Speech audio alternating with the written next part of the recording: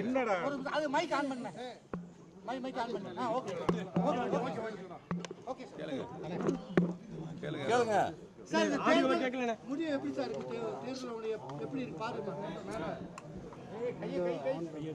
Sir இந்த தேர்தல் முடிவு எப்படி சார் இருக்கும் நடைபெற்றுக் கொண்டிருக்கின்ற இந்திய தேசத்தினுடைய தலைவிதியை யார் நிர்ணயிக்கின்ற தேர்தலாக நாடாளுமன்ற தேர்தல் இன்றைக்கு நடைபெற்றுக் கொண்டிருக்கிறது.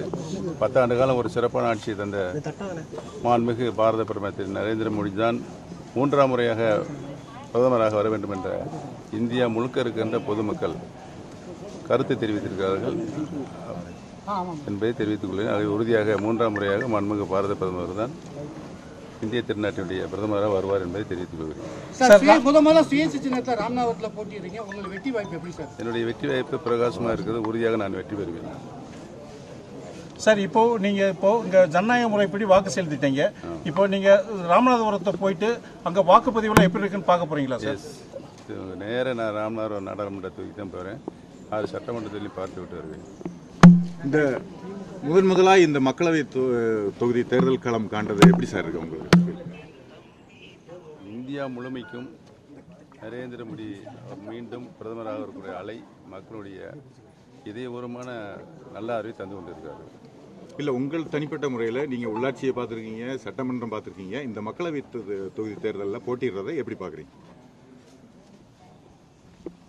நாடாளுமன்ற தேர்தலில் நான் போட்டியிட முடிவெடுத்தது அனைத்து இந்திய அண்ணா திராவிட முன்னேற்ற கழகத்தினுடைய உரிமைகளை மீட்டெடுக்கின்ற குழு எடுத்த முடிவு. அதன்படி நான் போட்டியிடுகின்றேன் என்பதை தெரிவித்துள்ளேன்.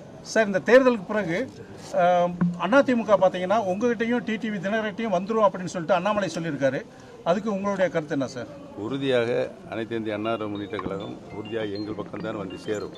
எடப்பாடி பழனிசாமி இந்த தேர்தலில் அவர் எங்கே இருக்கிறார் தெரியவில்லை. இப்போ 2026 சட்டமன்ற தேர்தலில் மீண்டும் அம்மாவுடைய ஆட்சியை உறுதியாக நாங்கள் அமைப்போம். சார், தொண்டர்களோட கட்சி இல்லாம, அதாவது தொண்டர்கள் இல்லாம வெறும் கான்ட்ராக்டர்காரர்கள் தான் இப்போ வந்து எடப்பாடி வந்து இந்த தேர்தலில் வேட்பாளராக நிறுத்திருக்காரு அப்படின்னு சொல்லிட்டு அண்ணாமலை சொல்றாரு. உங்களுடைய கருத்து சார்? நீங்களே சொல்லிட்டீங்க. திரு அண்ணாமலை தமிழ் மாநிலத்தினுடைய பாரதிய ஜனதா கட்சியுடைய தலைவர் திரு அண்ணாமலை சொன்னது 100% உண்மை.